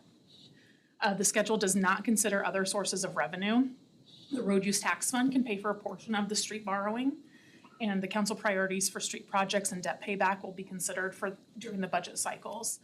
There's not enough funding to do the engineering and construction work for the plan and purchase equipment for the street department unless we do the borrowing. We can still use the road use tax fund to pay a portion of the bond, and as we move into implementing the plan, we can determine how much of the road use tax fund is used to pay on the bond each year. The lost money cannot be used for vehicles and equipment, but it can be used for street projects. Just a reminder, right now, the lost funding is $1 million is going to the sewer debt payment for their new facility. A portion is going to the bond for the streetscape project, and then we do transfer money to the sewer and the street for their CIP projects. And then some money, small amount, goes to the facility repairs for the public safety. As we talked about before, we are planning to decrease the loss transfer to the sewer CIP in the future years, and that will make more lost funds available for street projects. So we looked at different amortization schedules, like I'd mentioned. Michael ran different scenarios for us. If we have a 10-year schedule where we pay it back within the 10 years, that's about 43 cents per thousand on the FY28 debt levy. If we do a 15-year payback, that's about 20 cents. If we do a traditional 20-year payback, that's about 10 cents. And then if we do a 20-year, that's by component, where we pay off the items within this time of their useful life, that's gonna be about 50 cents per thousand on the FY28 debt levy. So like I talked before, all of those assumptions, the valuations, rollbacks, and growth and everything, if nothing were to change, then a home assessed a home assessed at $300,000 could see a tax increase between $13.36, clear up to almost $67 in FY '28. In the following years, though, the debt levy impact will be decreasing, and then, as we've talked about before, FY '31, there's several debts that do drop off, so it'll go down even further. Jackie, before you move on, I think it's good to clarify, I asked you this question before the meeting, but that levy increase would be off of the valuation amount and not the net assessed value, correct? Correct. Yep, it's with the rollback and everything else figured into there. Mhm.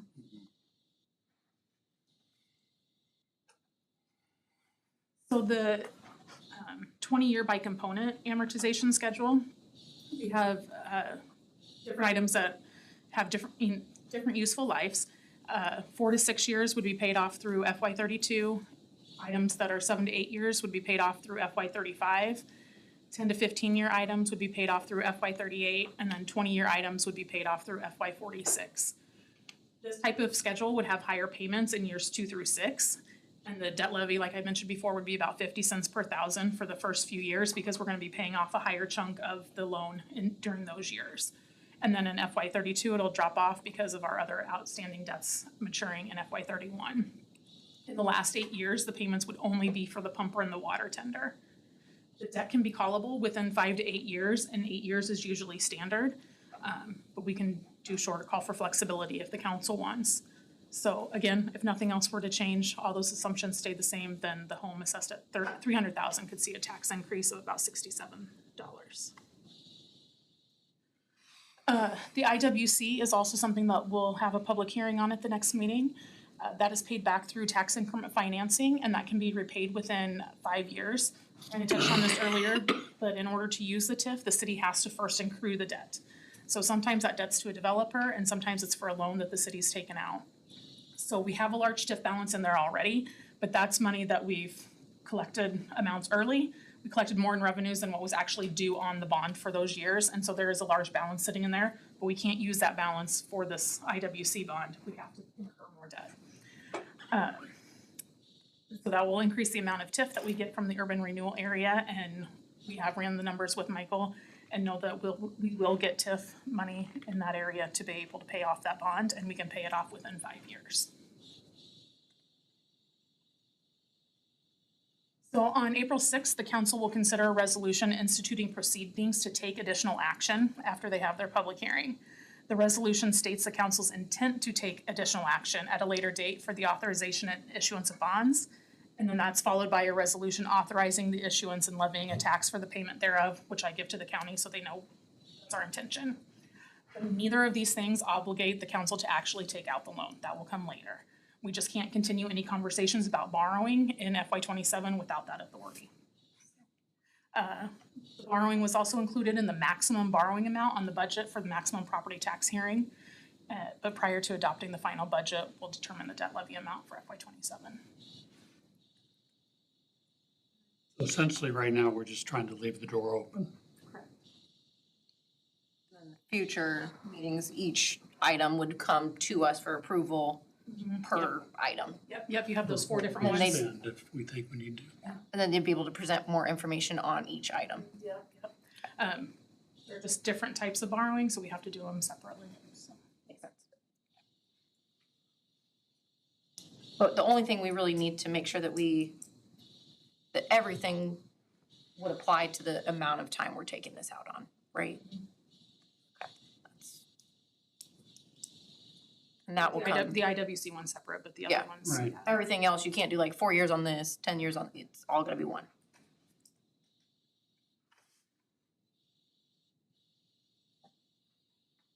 Why does it all have to be one? Does that have to be what? Why does it all have to be one? Yeah, Michael, can you answer that one? Yeah, I mean, Tiffany, can you if I'm guessing it's, clarify? Because I think what staff worked on and we put together was the kind of by staggered amortization as Jackie went through here. Yeah. Where the portions would be amortized. It'd be one total bond issue, but the components would be amortized inside that bond issue over the specified periods, if that's what the council wants to do. Yeah, exactly like that, Jackie. So I guess so what I was questioning is if we're taking we're saying all of this is coming out on one bond, but obviously, like we had talked about, fire trucks take 4 years to order. Yep. So I get that. But if there's things that, does everything have to be bought right now? If not, is that something that we need to like, maybe the bond can be broken out? I think that's what we're trying to understand. Maybe I It's just can one answer big that lump. question. We would be borrowing at one time to make the purchases over a 3-year window. Okay. And so like some of the things they take, there's different lead times, some of it are paid in multiple installments. The only risk, I guess, and Michael can correct me on this, that you could potentially run is if you had to pay arbitrage, but you're still not out any money. And because we would expect that any interest we earn would be similar to the interest we pay, the risk of arbitrage here is extremely low. So ultimately, you would take the bond out at one lump sum to make those purchases over a 3-year period. And then if you do separate bonds that come out, ultimately there's costs associated with each of those, so we would end up paying additional fees and things like Kinda you like would a on a loan. home mortgage type situation. And then all this again kind of gets into play with some of the discussions at the state legislature, and frankly, if you don't take the bonds out at one time, the rules that we have to play by right now could be very different even as soon as 90 days from now. Okay, so speaking of home mortgage, so when you take out a home mortgage, you turn over your deed to your house and you don't get it back until it's paid off. So in this instance, we're buying a fleet of vehicles, and we have some that are, the useful life is 4 years, and we're gonna wanna offload those in 4 years. But the debt's not gonna be paid off for 20 years. Ultimately, the way, so there's different ways to shape the debt is kind of what Michael and Jackie have shown here. So the two ways that are most logical or make the most sense is either to do it as a kind of flat 10-year amortization schedule, so that would kind of expedite like those 20-year fire trucks into a 10-year period. The alternative is we do borrow over 20 years and we would do it by component, so you would actually be paying for the exact pieces of equipment aligned with their useful life cycle. And we would have the ability at that time to trade in a police car per se. So say we buy a police car, it reaches the end of its useful life at 4 years. We would have the ability to trade that in and put that towards the purchase of another police car. So we wouldn't be paying necessarily under that component section. We wouldn't be paying on assets that are, past their useful life, and we would have full control to trade in those vehicles and apply those to different authorized purchases, which would essentially be more vehicles. Michael, Jackie, anything to add or correct to that? Well summarized. I think, like with a house, you don't own it until you have it paid off. With vehicles and borrowing with cities, it's different. Yeah, that's Because exactly our property right. taxes are collateral, not a house, Yeah, not the vehicle. it's the full faith and credit property tax pledge to the city. Yep. Okay. I think the thing that stands out in my mind is the situation that the council got into back in 2010 or 12 or whatever, where they got stuck with an ambulance because it was still financed, and therefore they had to offload it to the sewer department because they couldn't sell it. And so I just want to make sure that we're not doing that again. Correct, and that's why we wanted to have this conversation, kind of to piggyback on the conversation of last time and some of the feedback we heard. So Jackie, Michael, and I had worked to look at different ways to finance these, and that's where we kind of came up with, looking at just a 10-year borrowing, which shortens the time period that everything gets paid off, or doing 20 years, but then aligning it that you're paying for those specific assets within their useful lifetime frame. So we wouldn't have that situation of where dollars are being applied to an asset that we either no longer have, is past its useful life. We're not able to have any flexibility in how we navigate the end of life of those assets. That would happen if we did the 15 or the traditional 20, right, is what we're saying? Correct, yep. Okay, got it. It's great to be able to do by component, but also like 20 years, I could be a grandma at that point, like that scares me. It's not a bad Going to a 10-year. It's not a bad gig. And Michael will have to step in here. I don't know, I think the 10-year, just kind of straight debt versus the 20-year by component are kind of a wash, honestly. The benefit of the 10-year is it's going to be a consistent dollar amount year over year for the next decade. There would be a little bit more fluctuation, I believe, with the 20-year by component. Those really are the two best options for the city, but I'd defer to Michael or Jackie if there's anything you'd want to distinguish or point out pros, cons, the 10-year versus the 20-year by component? Yeah, I would like that, please. I think the 10. Actually, Michael, Go ahead. I'm gonna interrupt you actually just for 1 second. Yeah. The one benefit that you have with the 20-year by component is there's a sense of taxpayer equity with those types of purchases. So when you have an asset and you're paying for it over the course of its useful life, what that does is that ensures that our current taxpayers are paying for the benefit that pieces of equipment is providing, right? So hypothetically, if you took a 20-year asset and you paid for it in cash today, what you're actually doing is all of your taxpayers of today are paying for an asset that taxpayers 5, 10, 15 years from now in this community are actually benefiting from. So when we break it out by component, what we can assure the residents and the councils is that the people who are benefiting from it are the ones who are actually paying for it. And that is actually one of the benefits of utilizing debt, is because those payments are being made while that asset is in service and providing the benefit to the community. But sorry, Michael, I just wanted to throw that in there. That's a shorter way of saying what I was going to say. I think the 10-year, the 10-year and the 20-year by component are going to effectively end up in the same place in terms of impact over that 10-year period. Yes, there'll be some longer term amortization elements, but like Jake said, that's allocating the useful life of those assets over the people that are enjoying the benefit of that investment in infrastructure. They're pretty close in terms of near term impact. You know, if that project list shifted just even a little bit, it'd probably be closer to even a wash. And I want to be clear, this is all based on fiscal 27 valuation information, right? So as your valuation is likely to increase overall for the city in the next 10, 15, or 20 years, these levy impact amounts will scale down by an equivalent amount, right? So we're trying to show this in sort of today's dollar impact here. And I think that's just something to keep in mind. But the 10-year and the 20-year by component in this case, with your mix of projects, is pretty close to being a wash overall. Whereas the 10-year, you have pretty set monthly payment per se, that's easier to budget for. Right. And potentially open up funds down the road to do other things other than just paying on vehicles that might be dead. Yeah, Right. I want Am to I go back to that. understanding that right? No, the components, the 20 years by component is further front loading the first 5 years of repayment and first 7 years of repayment versus just the 10-year level structure. Because there's a number of Okay. projects that would affect the elements would be paid off within those shorter time periods. So your impact in early years is higher in the 20-year by component piece. Just because it's outstanding for 20 years doesn't mean it's backloaded. So if we went with the 20-year by component, we would have a very clear amortization schedule showing this will be paid off, and we could request to see that. Yeah, and I think in the packet, Yeah. there's a good Yeah, that's what I snapshot mean. of the 5-year, 8-year, 10-year, 20-year being got it. paid off. Yeah, Yep. but that'd be something that we can request to see that that's being done because it's in writing. That's what I was, from our last meeting, it was like there wasn't really a lot with that. All of these payments are going to be fixed when you issue the debt. So your annual payments will be known upfront, and the only people that can change it are the city when you reach the call date. So it's only at your option that would change those. Yep, everything's fixed. Yep. Okay.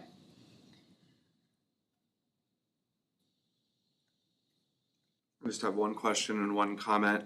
So I'll spare everybody from my thoughts from 3 weeks ago. This question's really for Allison, because no pressure.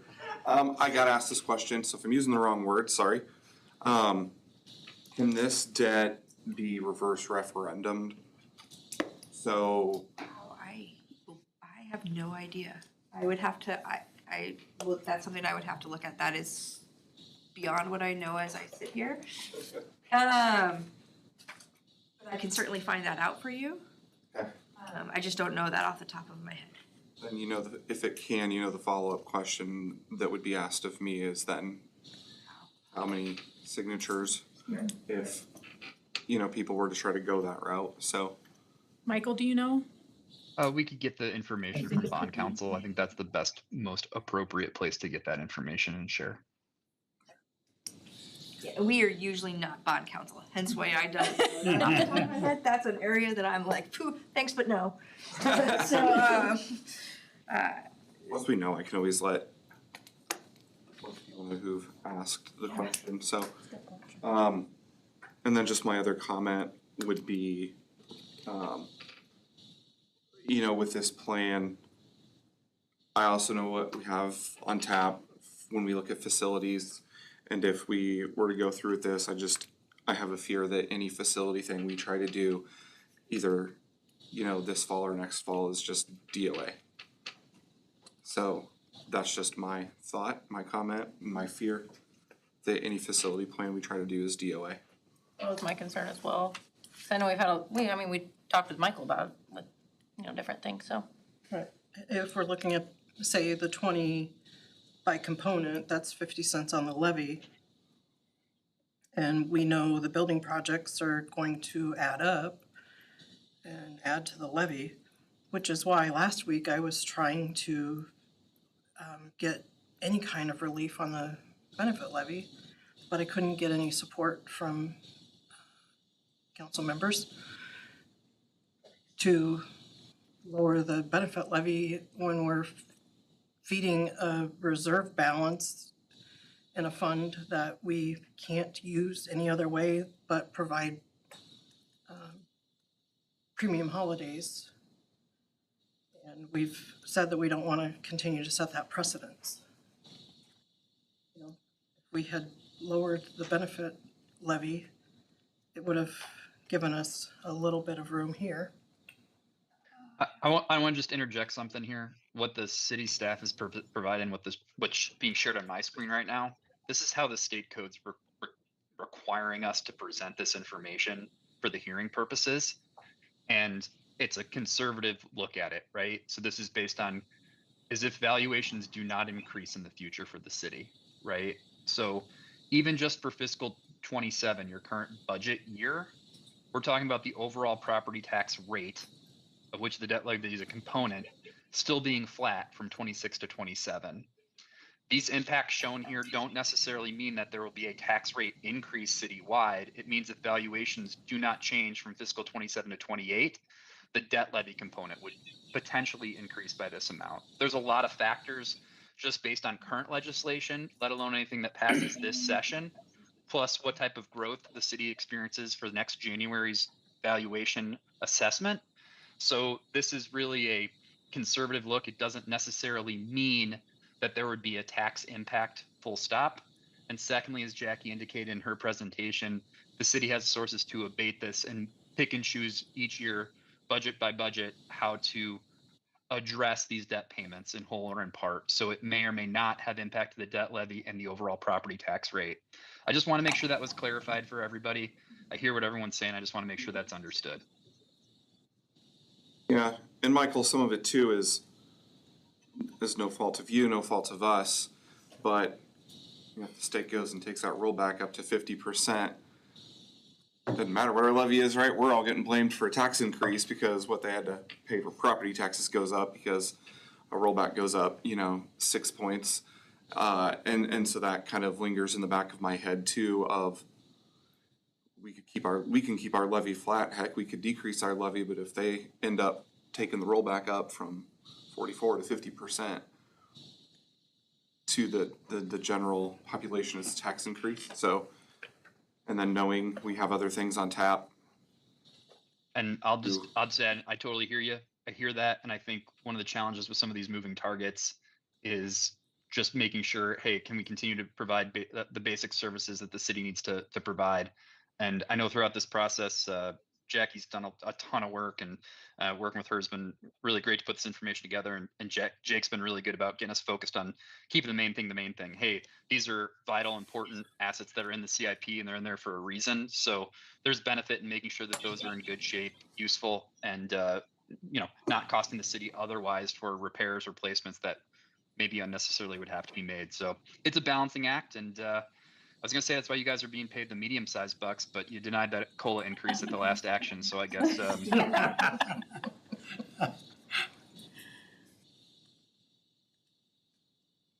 So question, because we just kind of talked to this. So if we do take out the whole bond amount, right? And then we said each item comes to us to vote, what happens if something's voted no? Each item. Because we're saying we're gonna take out one big bond, right?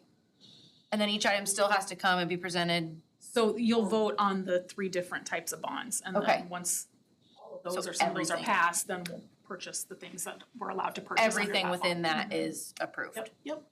3 shots at it. Just a clarifying comment for me.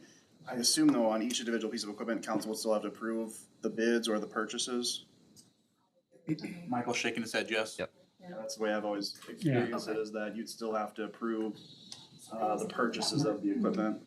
What happens if that doesn't get, maybe I don't know how that works, but. Well, ultimately, we would not be utilizing the funds that we bonded, so then I defer to Michael, but it's Yeah. either we would repurpose them for something else that fits that category, or I guess I'm sure there's probably a way to give the bond funds back at some Penalty point. potentially. I don't know there'd be a penalty, but I think there's probably a way to return them. Yeah, any of the bond proceeds, you're creating yourself a limit in terms of total dollars, and then you've got purpose language for the project costs. So to Jake's point, you could repurpose it in language you already had, or potentially get new language through a future hearing. That would be kind of worst case. And then if you just couldn't do that, didn't have eligible projects, or we have great bids on everything, if you had excess dollars, it would just have to go back to pay debt service on the bonds. Okay. Gotcha. Yep. Thank you. So again, we're just, tonight, just keeping the door open. Yeah, Just wanted to have informational. conversation, Okay. make sure we're answering all the questions. The big piece of tonight, we've already done the procedural step of setting the hearing for the 6th, but just based off the conversation from last time and then some of the limited feedback we had gotten to this point, just wanted to revisit the different amortization schedules and specifically aligning the amortization schedule with the useful life of the assets. So what that would potentially look like from a borrowing perspective. One comment I made last time, and I'm gonna make it again, is I would be okay with financing some. And I think we need to explore some options, and I didn't see anything provided. Councilmember Stone, what options would you like to explore? Well, some of these vehicles, can they be pushed out a little bit? Do we have other options besides using Tahoes for police vehicles? Councilman Maria, to your point, all of the assets that we brought before you have already passed their benchmark useful life. So the benchmark useful life, per National Fire Protection Association standards for a fire apparatus is 20 years. The 2 before you are 24 and 25 years old. So they've exceeded their useful life. Plow trucks, tandem trucks, you're looking at 10 to 12 years. The ones we're bringing for you are about 15 years of age. Squad cars, usually 3 to 4 years. We're going on 5 years. I guess the point I want to make is that staff is bringing you the bare bones essential to provide services to this community. And so that's really what this list entails. There's not an ask for nice projects, fun projects. Like this really is as core and as essential as it gets for us to provide service to the community. And then, I'm sorry, so the first question was, is there a way to push these out? What was the second part? I thought there was something else there. If it has to be a Tahoe, no, it doesn't. Oh, no, and so that's why when we look at it, It's- we've got the language in the bond that's actually in the resolutions that were set. It uses very vague language like vehicles, equipment, things of that nature. So we would be able to utilize those to buy the best available at the most reasonable price at that time. So it could be Tahoes, it could be the Explorer Interceptors if they come back, it could be Durangos. It could be anything else that's available at that time. So the language that the way we've shown it is kind of what we're used to, but ultimately, it could be any brand name or kind of whatever is the best available option.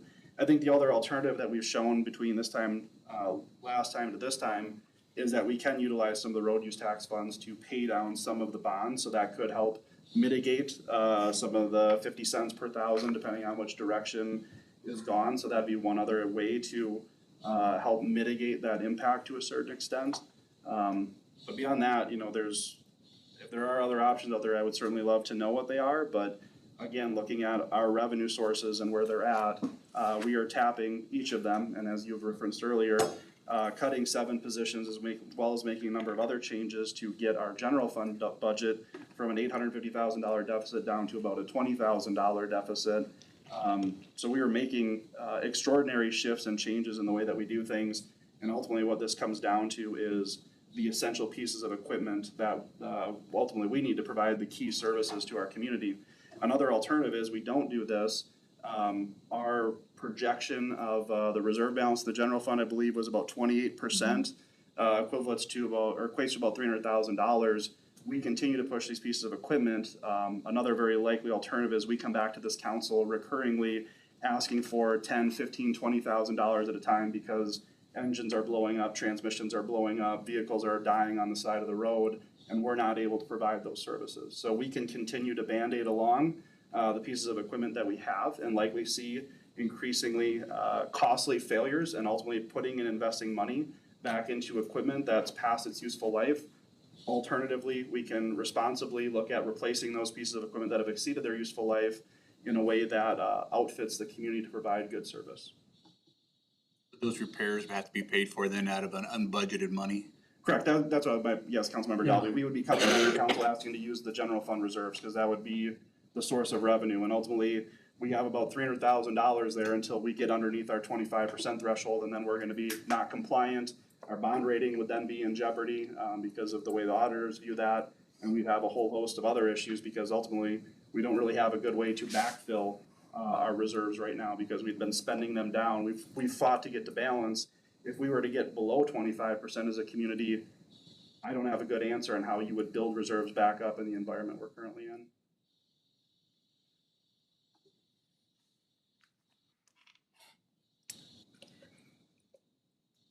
I think all of this is good conversation to help people understand where we are. Absolutely. The other question I would have is it all or nothing? Like, are there certain things that we can push out?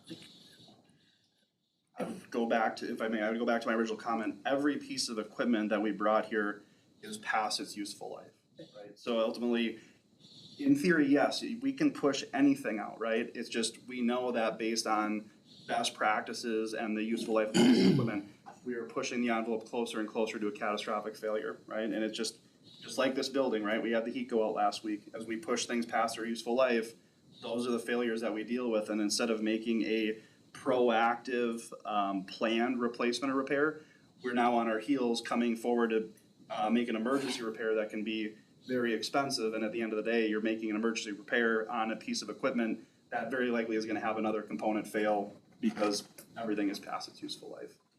Yeah, I guess where I'm coming from is, so we're gonna make this big push, we're, in 3 years, replace all this equipment, and that's going to in turn kind of set this cycle where repeatedly we're gonna have to replace this Absolutely. large amount of equipment Correct. on the same cycle. Well, we're gonna be staggering them, right? So it's over a 3-year period.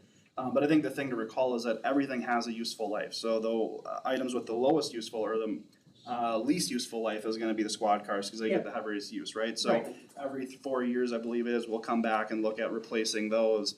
The nice thing is with the 2 fire apparatus and talking to Chief Hurt, these 2 apparatus that are past their useful life, once we replace these 2, we shouldn't, unless we need to add new equipment for some reason, the next fire apparatus that would come up for the end of its useful life is a decade out, right? So we're a decade away from having to borrow for additional fire apparatus.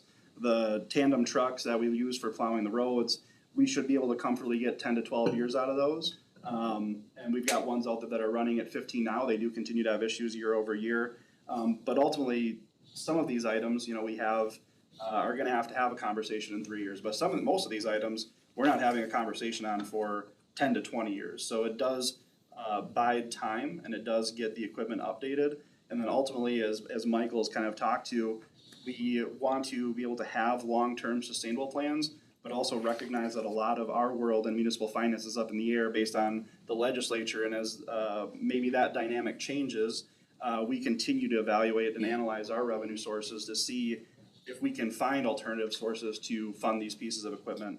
The other side of this is that because no one knows what the future holds, Bryce could land a huge economic development prospect tomorrow and it may completely change, our taxable picture and what Indianola's valuation and tax revenues look like today could change drastically in 5 years from now, just based on projects that may or may not come to fruition, because we just don't know.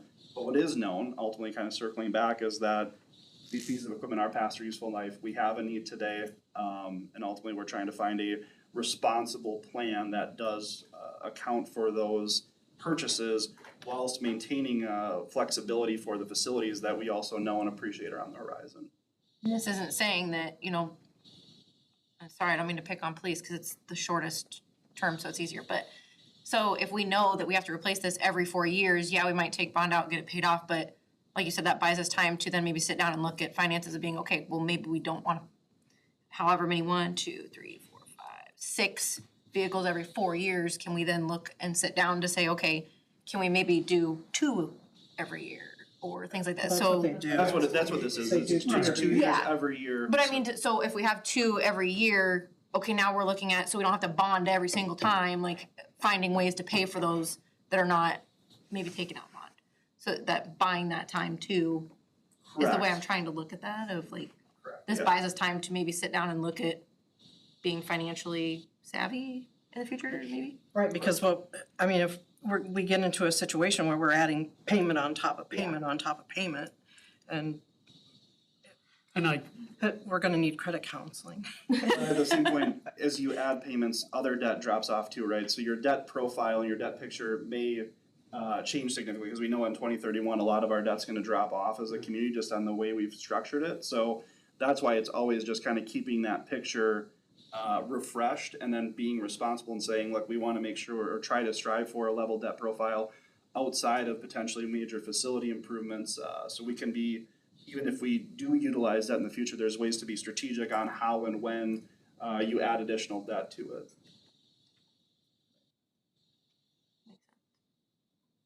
Or you can flip it on its head and look at the glass half full, as you suggested with having somebody in Bryce's role now and with his abilities. We don't know the future. We hope it does change. I'm not hoping it changes for the worse. If it changes for the better, we'll be able to address that 2 or 3 years from now. Big grocery store that we talked So nobody in here knows what 2 years is gonna look like, let alone 5 or 10. And I, for one, think there's a lot that's admirable and attractive in this community to help us continue to grow. Right, Right. we have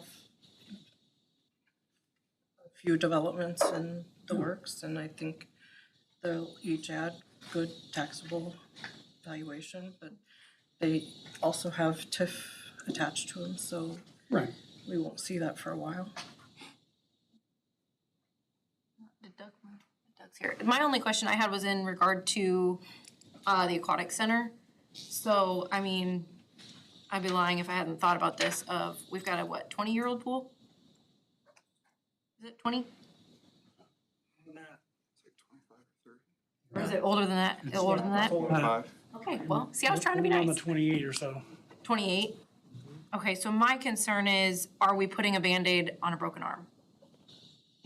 Is there concern that maybe, we pay, it says 15 to 25 years on the gutter, we pay that, are we promised, you know what I mean? Or are we looking at, we need to maybe think about things in the future of? Sure. That's the only, it's a big portion, chunk of change, so I'm just wondering. Question, we hope that all the concrete there will survive and it won't move and won't change and the mechanics will stay in place. I can't tell you right now, that's all gonna happen 15 years from now, Yeah, right. but Have we retreated the concrete? place sections of concrete every year for probably the past 10 years, little parts here and there. Cause that is we talked about with the by component, that was the only thing that worried As me. Jake mentioned, everything we have is past our useful life cycle. Yeah, and I've got to tour it with you and I saw. That's a complete example of, yes, it's past its useful life. So we feel, cause what I was gonna say is the by component, that's the VMAC concerns me with the component, because obviously that's gonna be a higher amount probably. I mean, it's not gonna be paid off right away.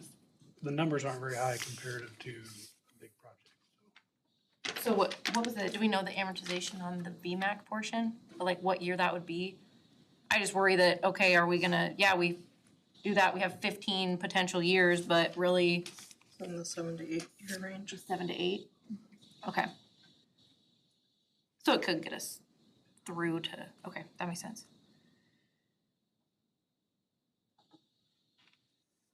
And the new pool's not cheap, but that's just where my mind was going of, like, are we just fixing a little Band-Aid over things, but.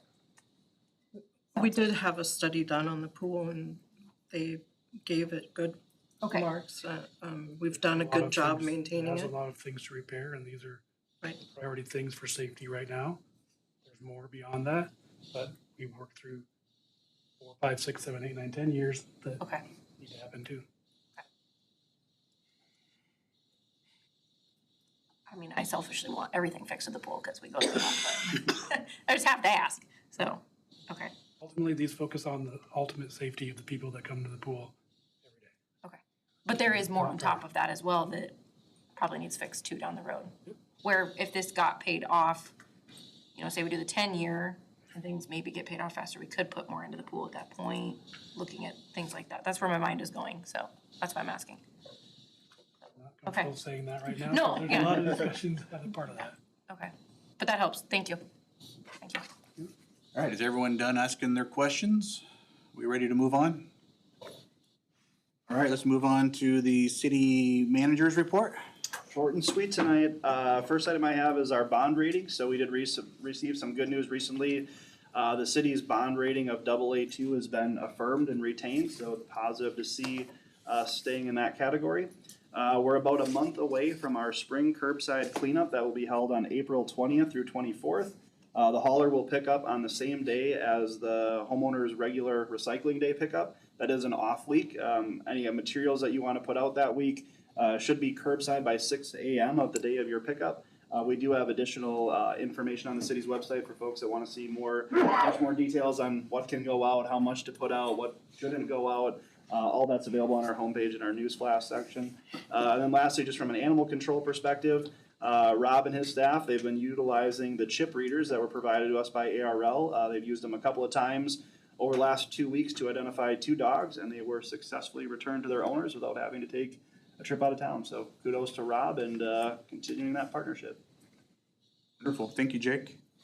See, last item here, discussion and action regarding future agenda items. Does anyone have any items they would like to discuss for any future council meetings? I have a request. There's been a lot of talk in the community about the splash pad that there's a group raising money for, and I would like to see if we can get them on a study session for a presentation. Thank you. I'm sorry, Steve, did you have something? Yeah, I was gonna see if we could bring property tax payment up and talk about a 3-year model. Sounds good. Thank you. Bob, Tiffany? I haven't touched base with you, so I probably shouldn't bring it up now, but about the transient. Yes, I reached out to legal counsel and got a couple different transient ordinances to look out there and. Great, I was just thinking with the calendar ticking and weather getting better, we're gonna see people out knocking on doors selling stuff. Yeah. Thanks, Jackie. Tiffany, you good? I'm good. All right, let's move on to the best item on the agenda. Can I get a motion to adjourn? So moved. All in favor, say aye. All right. Who called 8?